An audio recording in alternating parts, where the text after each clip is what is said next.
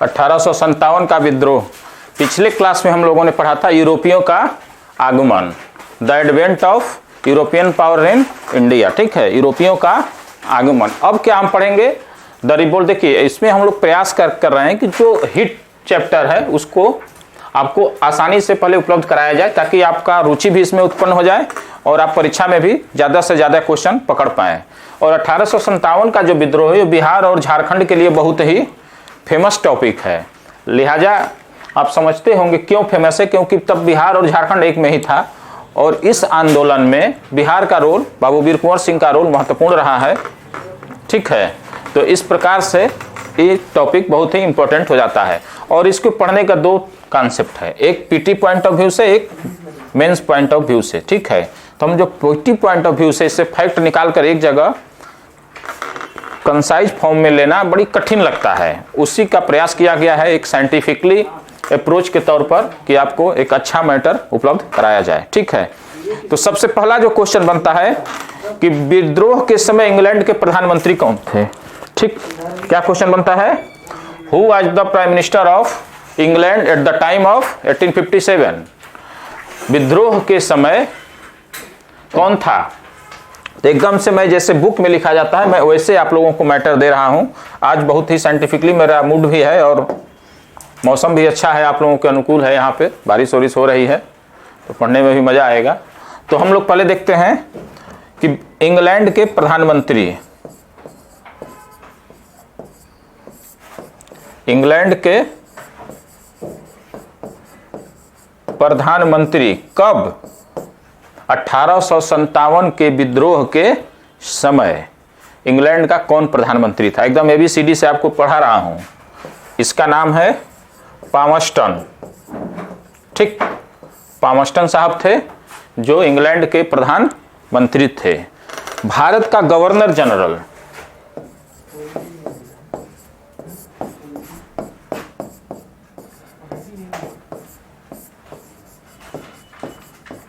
भारत का governor general कौन था, लॉर्ड कैनिंग। एक बार मेरा लेक्चर देख लीजिए, मैं दावा करता हूं कि दोबारा रिपीट करने की आदत जरूरत नहीं पड़ेगी, क्योंकि जो मैं पढ़ाता हूं वो ऑफलाइन मोड में पढ़ाता हूं। बस दूरियां हैं जो आदमी को दूर कर दिया है, आप लोग सामने नहीं हैं। इस तरह से एकदम केवल मेरा लेक्चर सुनिए जो मैं लिख रहा हूं, आपको कहीं रिपीट करने की भी जरूरत नहीं पड़ेगी। ठीक है, विद्रोह के समय कंपनी का मुख्य सेनापति, विद्रोह के समय कंपनी का मुख्य chief commander in chief, company का मुख्य सेनापति।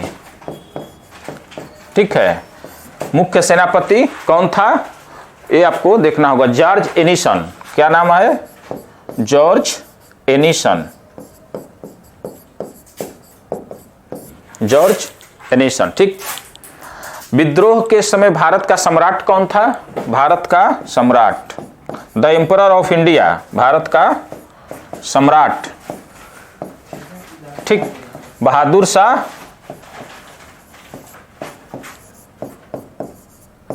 जफर। दरअसल ये सब लोग जानते होंगे, ऐसा नहीं है, जो तैयारी करने वाला है जो सामान्य लोग हैं, लेकिन एक किताब में कहाँ मिलेगा, स्कैटर्ड फॉर्म में मिलेगा, बिखरा हुआ मिलेगा, कभी यहाँ कभी वहाँ, और आपको एक जगह मैं देने का प्रयास कर रहा हूँ विशेष तौर पर, इससे अलावा कुछ आपको नहीं है ऐसा। ठीक है, ठीक, अब हम इसमें एक क्वेश्चन और बनता है। इतना तो समझ में आ गया होगा आप लोगों को, कोई दिक्कत तो है नहीं। ठीक है, फिर से मैं पढ़ दे रहा हूं। इंग्लैंड के प्रधानमंत्री कौन थे, पामस्टन। भारत का governor general Lord Canning. Company का मुख्य सेनापति जॉर्ज एनिसन। और भारत का सम्राट कौन था, बहादुर शाह जफर। ठीक, एक क्वेश्चन यहां से कभी कभी रहता है, और परीक्षा का जो मूल मंत्र है वो भी आप लोग जानते रहिए। परीक्षा का फर्स्ट मूल मंत्र है कि कभी भी जीवन में छोटे क्वेश्चन को इग्नोर नहीं करना चाहिए, क्योंकि टफ क्वेश्चन आप कर नहीं पाएंगे, और टफ क्वेश्चन 2% 4% ही होता है, और छोटा क्वेश्चन भी उतना ही नंबर का होता है जितना टफ क्वेश्चन होता है। इसलिए टफ क्वेश्चन के चक्कर में जो है आप ध्यान में ये न रहे कि इस बहुत आसान है, लगता है आसान है, लेकिन परीक्षा में एक गलत हो गया तो एक नंबर से बाहर भी हो जाइएगा। ठीक है, अब इसके आते हैं नेचर। कि इसका स्वरूप क्या है, ठीक है, इसका स्वरूप क्या है, इसका स्वरूप। मैं इसको मिटाना नहीं चाह रहा हूं, संजय, इसको आगे कर लेते हैं ऐसे, ठीक है, अगला पेज, ठीक है।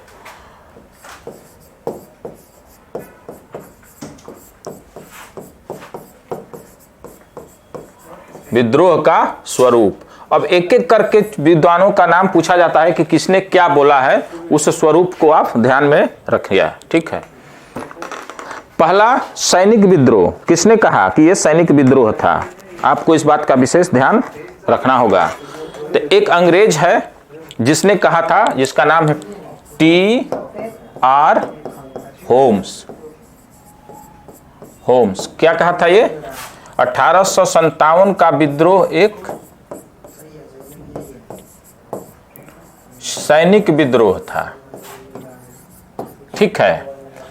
T.R. होम्स नामक एक हिस्टोरियन है जिसने कहा था 1857 का विद्रोह एक सैनिक विद्रोह है, ठीक है। एक इंडियन हिस्टोरियन है एंड स्कॉलर है, नेशनलिस्ट भी कह सकते हैं उनको, हैं, जिनका नाम है सर सैयद अहमद खां। क्या है? सर सैयद अहमद खां, ठीक। इन्होंने कहा था कि ये एक सैनिक विद्रोह है। क्या कहा था? एक सैनिक विद्रोह, ठीक। ये इंपॉर्टेंट नहीं है। देखिए, ये बीपीएससी में और यूपीपीसीएस में कम से कम 5 बार सवाल आया है, और मैं दावा करता हूं कि जब एक कमीशन पकड़ता है तो दूसरा भी पकड़ता है, क्योंकि सेटरों का जो पैनल होता है लगभग स्कॉलरों का, उसको मैं अच्छा तरह से जानता हूं, और उसी यूनिवर्सिटी से मैं पढ़ा हूं जहां से मैक्सिमम सेटर जाते हैं सिविल में। तो मैं जानता हूं कि कौन सेटर कहां बनाता है। तो एक सेटर जब एक जगह बनाता है तो दूसरे जगह भी चांस बढ़ जाते हैं।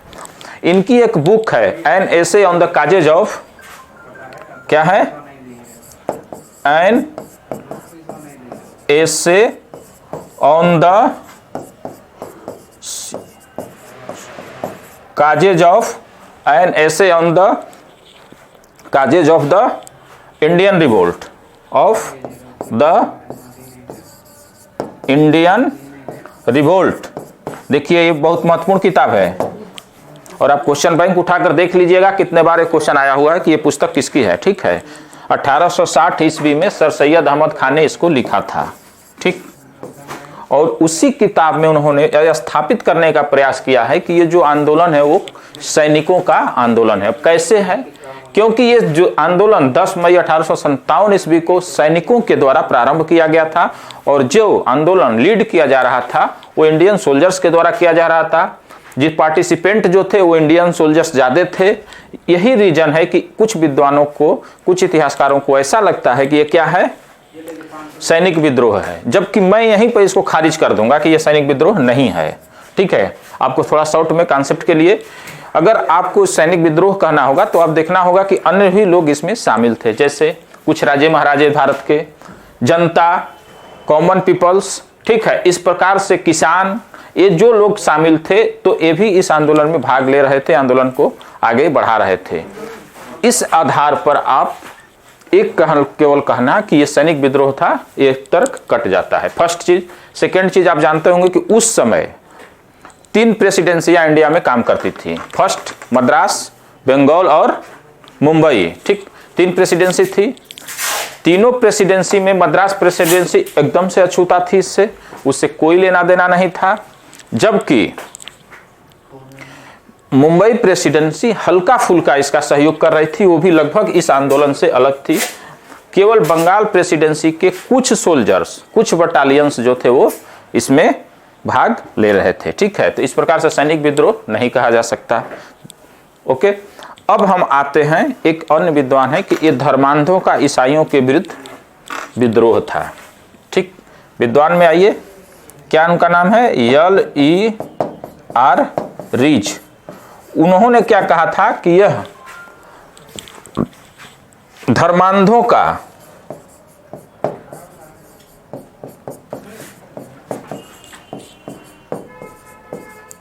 ईसाइयों के विरुद्ध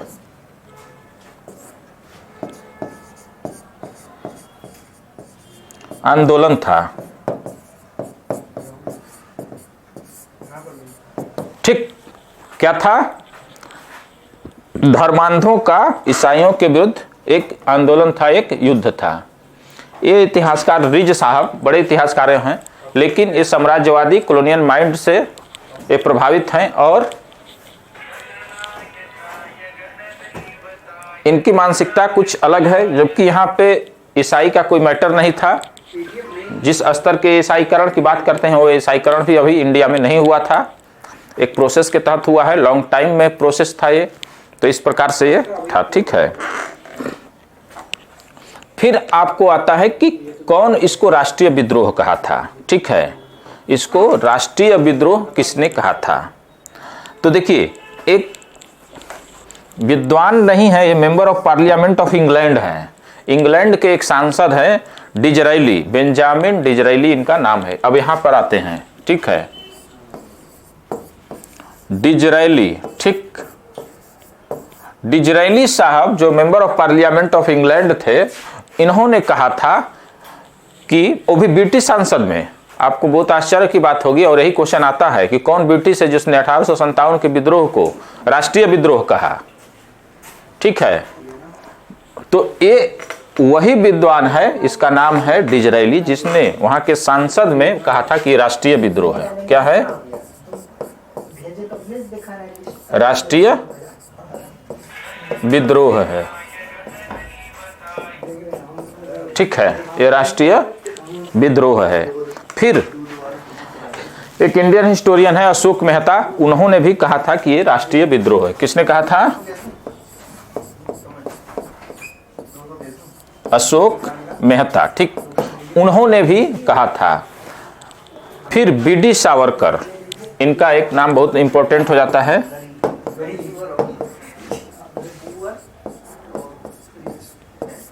बीडी सावरकर, बीडी सावरकर ने कहा था कि यह सुनियोजित स्वतंत्रता संग्राम है। क्या है?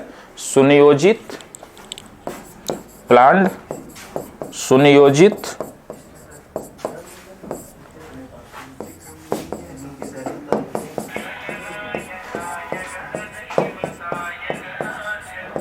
एक सुनियोजित स्वतंत्रता संग्राम है। ठीक है, तो इस प्रकार से इस पे स्वरूप पे जो भी क्वेश्चन आएगा इससे बाहर नहीं जाने वाला है। आप लोगों को ये पूरा याद हो जाना चाहिए। मुझे आशा है कि ये आपको एकदम लिखित फॉर्म में है। उसके अलावा भी आप लोग कहिएगा तो मैं पीडीएफ कर दूंगा नोट्स, किसी को जब जरूरत होगी तो। लेकिन मुझे नहीं लगता कि इसको बाद भी जरूरत होगी, न कोई किताब पढ़ने की जरूरत पड़ेगी और ना ही कहीं इधर उधर भटकने की। सुनियोजित स्वतंत्रता संग्राम, ठीक, किसने कहा था? बीडी सावरकर ने। राष्ट्रीय विद्रोह अशोक मेहता कहे थे। अगर हम राष्ट्रीयता पर जाते हैं तो देखते हैं कि इसको राष्ट्रीय विद्रोह कहना उतना उचित नहीं है। एक प्रथम युद्ध था, एक प्रथम बार अंग्रेजों के विरुद्ध हुंकार था, आवाज था। लेकिन जिस प्रकार से राष्ट्रीयता की अवधारणा आज के समय में है वो ऐसी अवधारणा नहीं थी उस टाइम। ठीक है, क्योंकि फर्स्ट चीज 1857 में अंग्रेजों के द्वारा जो कहा जाता है बात, या अन्य भी तरह से आप समझने का प्रयास करते हैं तो उसमें यह है कि भारत उस समय केवल एक भौगोलिक अभिव्यक्ति मात्र था। एक कंसाइज फॉर्म में एक संप्रभुता को लेते हुए, एक सीमा, बाउंड्री सीमा को लेते हुए कहीं वो राष्ट्र नहीं था। ठीक है, जब ये सब चीजें नहीं थी तो उसको राष्ट्रीय विद्रोह नहीं कहा जा सकता। और राष्ट्र में एक सीमा होती है, एक सरकार होती है, एक उसका भूगोल होता है, एक उसकी चुनी हुई सरकार होती है। ठीक है, सोवेरेंटी होती है, सोवेरेंटी भी नहीं थी यहाँ पर। तो इस प्रकार से इसको कहा जाता है कि उस समय भारत एक भौगोलिक अभिव्यक्ति मात्र था। 560-62 रियासतें थी जो अपने आप में एक एक राष्ट्र थी, एक एक राज्य थी। ठीक, इस प्रकार से ये कट जाता है। उसके अलावा भी ये ऑल इंडिया लेवल पर, अखिल भारतीय स्तर पर भी नहीं था, उस स्तर पर भी ये कट जाता है। ठीक है, तो इस प्रकार से आप इसको समझने का प्रयास करिएगा और कहीं भी आपको दिक्कत, कथन कारण के भी सवाल आए तो नहीं होगा। ठीक, अब हम आते हैं पुस्तक, इस पे बहुत से पुस्तक। ठीक, अब इस समझ में आ गया।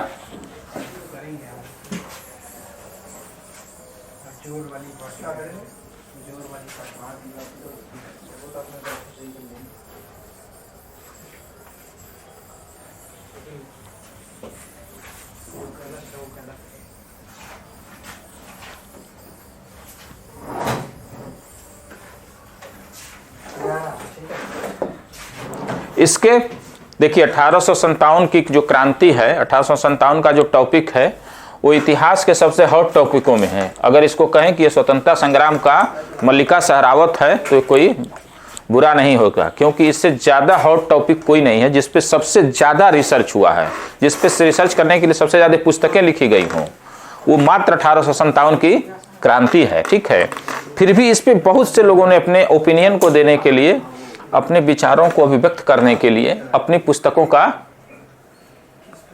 लेख किया है, इस पे लेखन किया है, जिसमें कुछ पुस्तकें बड़ी इंपॉर्टेंट हैं जो घूम फिर कर वही परीक्षाओं में पूछी जाती हैं। ठीक है, आप उसको ध्यान पूर्वक देखिए। एक साइड में आप लिखिए पुस्तक का नाम, एक टाइप में लिखिए पुस्तक, और सेकंड टाइप से साइड में लिखिए इसके लेखक का नाम। इंग्लिश में जिनको लिखना हो वो भी लिख सकते हैं। पुस्तक का होता है बुक और लेखक का होता है ऑथर, राइटर। ठीक है, उसके ऑथर का नाम, ठीक है, उसके राइटर का नाम। तो इंडियन वॉर ऑफ इंडिपेंडेंस, ये बड़ी इंपॉर्टेंट बुक है। The Indian war of independence,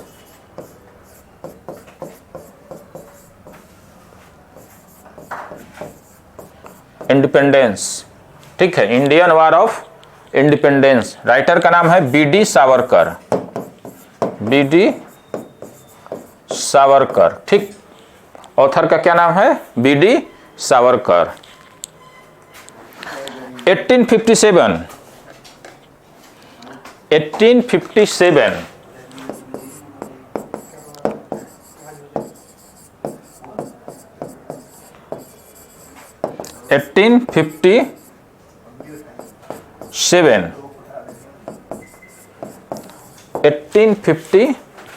किसका है?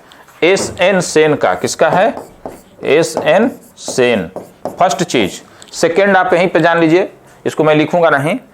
यही एकमात्र बुक है जो भारत सरकार के कहने के बाद पुस्तक लिखी गई है। ये भी क्वेश्चन आया हुआ है, क्या आया है क्या नहीं आया है, ये मैं सब आपको बताते रहूंगा। पढ़ना और भूलना, गलती करना, ये आपका काम है। ठीक है, तो 1857 ये भारत पूछा गया है क्वेश्चन कि भारत सरकार के कहने पर कौन सी पुस्तक लिखी गई है। This book is 1857 and author is SN. Sen. इसके ऑथर कौन है? SN.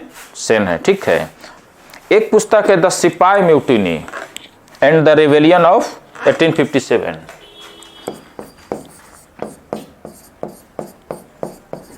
The sipahi mutiny and the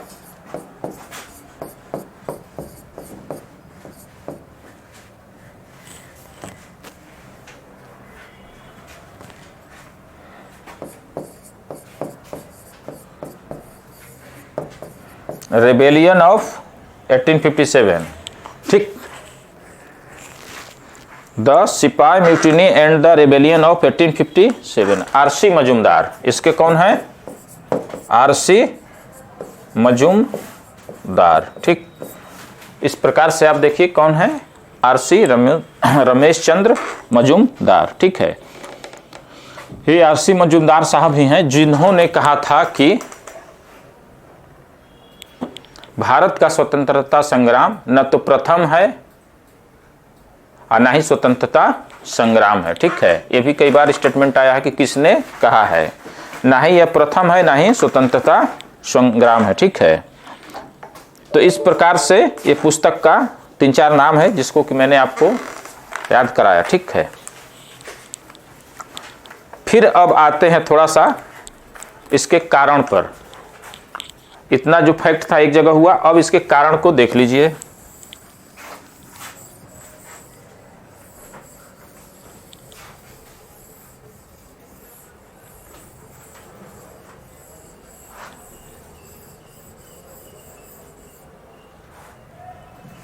इसके कारण को आप लोग देख लीजिए। ठीक है, कारण में कुछ विशेष आप लोगों को पीटी के पॉइंट ऑफ व्यू से नहीं होता है, फिर भी कुछ फैक्ट मिल ही जाएगा। कारण में एक कारण है राजनीतिक कारण, दूसरा आर्थिक, तीसरा सामाजिक एवं धार्मिक।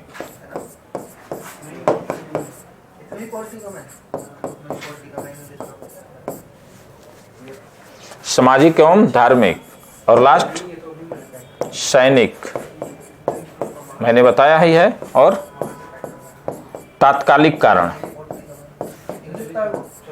इतने में इसका कारण पढ़ना होता है आपको, ठीक है। अब एक एक करके देखिए।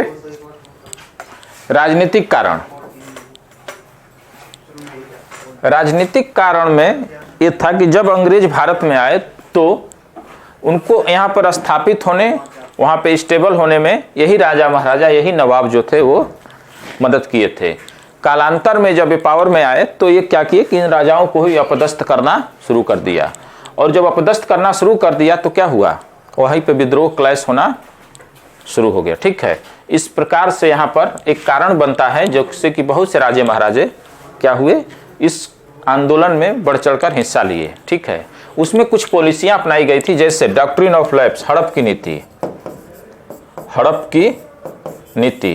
ठीक।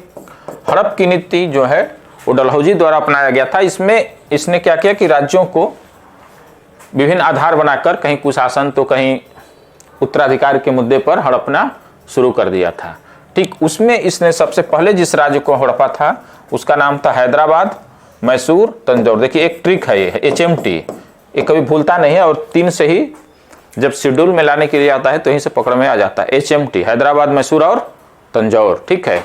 पूछा जाता है कि सबसे पहले किसको मिलाया था डॉक्ट्रिन ऑफ लैप्स के थ्योरी के अनुसार, तो उसका होता है हैदराबाद, ठीक है। उसके बाद से विलय की नीति, एनेक्सेशन, विलय की नीति, द पॉलिसी ऑफ एनेक्सेशन। विलय की नीति के तहत उसने क्या किया था कि विभिन्न राज्यों को मिलाने का प्रयास किया था, ठीक है। उसमें सतारा, जैतपुर, ठीक है, संभल, बघाट इत्यादि राज्यों को सर्वप्रथम एक क्रम में यही आता है, सतारा, जयपुर, संभल, बघाट मिलाया था। उसके बाद उदयपुर, झांसी, नागपुर, बहुत से राज्यों को अवध कुशासन के आधार पर 1856 ईस्वी में अवध को मिलाया गया। यह भी कई बार पूछा गया है कि इसमें से किसको डॉक्ट्रिन ऑफ लैप्स के तहत न मिलाकर दूसरे नीति से या कुशासन के आधार पर मिलाया गया था, ठीक है। तो इस प्रकार से आप इसको भी देख लीजिएगा, ठीक। तो ये यहाँ पर हो जाता है एक राजनीतिक कारण। यही रीजन है कि झांसी हो या अवध हो या बहादुर शाह जफर हो, ये लोग आंदोलन में शरीक हुए। हालांकि सब लोगों का अपना अपना हित था, अपना अपना एक उनका इंटेंशन था, लेकिन वो लोगों ने यहाँ पे एंट्री किया, ठीक। तो ये हो गया। फिर आर्थिक रीजन में जो था वो रेवेन्यू सिस्टम जो है इंपॉर्टेंट हो जाता है, जो इकोनॉमिक एक्सप्लॉयटेशन था वो इंपॉर्टेंट हो जाता है। और इस प्रकार से जो है वो यहाँ पे आर्थिक, जैसे रेवेन्यू सिस्टम में 3 था, land revenue, permanent settlement, ryotwari और महालवाड़ी, ठीक। रैयतवाड़ी, महालवाड़ी और जमींदारी, लैंड होल्डर, ठीक है, परमानेंट सेटलमेंट। तो इन सब में क्या था कि जो रेवेन्यू टैक्स का दर था वो बहुत ज़्यादा था, लगभग 89%। देखिए परमानेंट सेटलमेंट में क्या होता था कि लगभग 89% अंग्रेज अपने पास टैक्स रख लेता था और 11% ही जमींदारों के लिए बचता था। इस प्रकार से अगर आप देखने का प्रयास करिएगा तो ये देखिएगा कि यहाँ पे ये बहुत ही एक्सप्लॉयटेशन है। उसी प्रकार से इंडस्ट्रियलाइजेशन ऑफ एग्रीकल्चर, कृषि का वाणिज्यीकरण, ठीक। फिर कॉटेज इंडस्ट्री का रेन करना, बर्बादी करना, ये सब चीजें जो था वो आर्थिक तंगेहाली, दिवालियों की स्थिति में भारत को ला दिया था। और जो भारत की सेल्फ डिपेंड इकोनॉमी थी, जो आत्मनिर्भर भारत था, वो क्या हो गया था, डिपेंड इकोनॉमी हो गई, वो एक पैरासाइट इकोनॉमी हो गई थी, ठीक है। और जब पैरासाइट हो जाता है आदमी तो उसका अस्तित्व समाप्त हो जाता है। इस प्रकार से एक आर्थिक कारण था। सामाजिक एवं धार्मिक कारण, this is most important for example of JPSC, ठीक। फर्स्ट सोशल सामाजिक, देखिए व्हाट एवर अंग्रेज जो भी कुछ इंटरफेयर कर रहे थे, जो भी नया नया कानून पास कर रहे थे, पारित कर रहे थे, वो हो सकता है कि लॉन्ग टाइम में भारतीयों के लिए लाभदायक रहा, लेकिन तत्कालिक समय में, करंट टाइम में वो क्या था, भारतीयों ने समझा कि हमारे धर्म में, हमारे संस्कृति में, हमारे रीति रिवाज परंपरा में ये क्या कर रहे हैं, हस्तक्षेप कर रहे हैं। फॉर एग्जाम्पल सती प्रथा, the evolution of sati custom, sati प्रथा का अंत, ठीक है, 1829 ईस्वी में हुआ नियम 17 के तहत, ठीक। लेकिन अंग्रेजों का प्रतिक्रिया, भारतीयों का ये प्रतिक्रिया था कि ये जो आंदोलन है वो, ये जो कानून है वो क्या है, हमारे रीति रिवाज परंपरा में, विडो रीमैरेज एक्ट, विधवा पुनर्विवाह अधिनियम 1856, ठीक, उत्तराधिकार अधिनियम 1856, ये सब क्या था, ये सब हो सकता है जायज था, लेकिन भारतीयों को लगा कि हमारे धर्म में, हमारे जात, हमारे व्यवस्था में ये हस्तक्षेप कर रहे हैं, और यही रीजन है कि ये लोग कहीं ना कहीं इसको आंदोलन में शरीक होने के लिए आगे आए, ठीक है। फिर आता है सैनिक कारण, ठीक है। तो जो सैनिकों का कारण है वो मुख्य रूप से आप देखिएगा तो आपको ये समझ में आ जाएगा कि ये एक जेन्युइन कारण है। सैनिकों का साथ क्या होता था कि एक्चुअली जो military cause is based only one, I can say only one but not only one, I can say क्या था कि डिस्क्रिमिनेशन पर, भेदभाव पर आधारित था। First reason for understanding of the civil student of PT not mains, ठीक है। एक सैनिक कारण क्या था, एक मिलिट्री कॉज क्या था, ये डिस्क्रिमिनेशन पर था। अब डिस्क्रिमिनेशन किस में, पद में, प्रमोशन में, रैंकिंग में, फैसिलिटीज में, living standard of the soldiers, ठीक है, इत्यादि में। सेम पद पर अगर एक अंग्रेज है, एक भारतीय है, तो दोनों को जो फैसिलिटी मिलती थी गवर्नमेंट के द्वारा वो अलग अलग होती थी, जिससे भारतीयों में खुन्नस था। फिर इनके धर्म में, उनके कस्टम में हस्तक्षेप, इंटरफेयर ऑफ द अंग्रेज।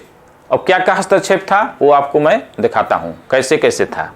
देखिए पहले क्या था कि जाति सूचक ये लोग अपना इंडिकेशन यूज करते थे, अंग्रेजों के द्वारा उसको हटा दिया गया था। भारतीय परंपरा में प्राचीन समय से समुद्र के पार जाना एक गैर धार्मिक कार्य समझा जाता है, और ऐसा भी हुआ है कि बहुत से लोगों को अपने क्या है, जाति से, अपने समाज से बहिष्कृत होना पड़ा है। यही रीजन है कि जो है सैनिक समुद्र पार जाने में कतराते थे, लेकिन जनरल सर्विस एक्ट लाकर अंग्रेजों के द्वारा ये तय कर दिया गया कि आप कहीं भी जा सकते हैं, सैनिकों को कहीं भी भेजा जा सकता है, और सैनिक इस बात से भी नाराज थे। रही सही कसर जो है वो तत्कालिक कारण में जो चर्बी वाला मामला था वो उभर कर सामने आ जाता है। वो मामला ये था कि एक नया राइफल, रॉयल एनफील्ड नामक एक नया राइफल इंट्रोड्यूस कराया गया था इंडिया में, ठीक। और उस राइफल का जो गोली होती है, कारतूस जो थी, वो क्या था, उसमें एक पिन लगा होता था। उस पिन को पहले आप खींचिए दांत से, तब वो फायर के लिए तैयार होती थी। वो पिन के ऊपर एक चर्बी का लेयर लगा होता था। वो चर्बी में अफवाह उड़ाया गया था कि ये गाय और सुअर के चर्बी लगा हुआ है, ठीक है। और जो गाय और सुअर का चर्बी लगा हुआ था, तो ये देखिए दोनों परंपराओं के लोगों को, हिंदू और मुसलमान दोनों को ये प्रभावित करेगा। गाय से कौन प्रभावित होगा, गाय से जो प्रभावित होगा वो, उसका नाम होगा हिंदू, जो सुअर से प्रभावित होगा वो मुस्लिम। यानी कि दोनों कम्युनिटी इस अफवाह से और ये अंग्रेजों के इस कारतूस से धार्मिक रूप से प्रभावित हो रही थी, ठीक है। इसीलिए जो है क्या हुआ कि ये अंग्रेज अपने ये समझे कि अब हमारा धर्म विनाश, भारतीय समझे कि हमारा धर्म विनाश हो जाएगा, विनष्ट हो जाएगा, ठीक है। और जब मामला सबसे संवेदनशील कहाँ होता है, मार्क्स ने भी कहा था कि धर्म जो है एक अफीम है, इसकी लत किसी को लग जाए तो वो छूट नहीं पाता है। और आदमी सबसे ज्यादा संवेदनशील कहाँ होता है, जाति पे, धर्म पे, नस्ल पे, समुदाय पे, फैमिली के मेंबर पर, स्तर पर वो क्या होता है, वहां पे सबसे ज्यादा सेंसिटिव होता है। रीजन क्योंकि अगर उस पर कुटाराघात करिएगा, उस पर इंटरफेयर करिएगा, उस पर हस्तक्षेप करिएगा तो बिलबिला जाएगा, वो परेशान हो जाता है। और यही लगा भारतीय सैनिकों को कि अब तो जब धर्म ही नहीं रहा तो जी कर क्या करेंगे। और यही कारण है कि वहां पर बैरकपुर छावनी से आंदोलन की आगाज होती है। मंगल पांडे के घटना घटता है, ठीक है।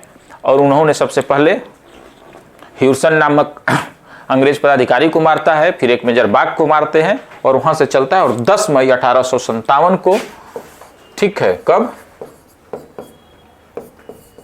10 मई 1857 को आंदोलन का अल्टीमेटली आगाज हो जाता है और मेरठ की छावनी से होता है। मेरठ की छावनी से होते हुए जो इंडियन सोल्जर्स थे वो कूच करते हैं और 11 मई को कहां पहुंचते हैं, दिल्ली में, और दिल्ली से इसका प्रसार शुरू हो जाता है। ठीक है, तो यहां से हम लोग कहां पर आ गए, अब इसका प्रसार कर दिए।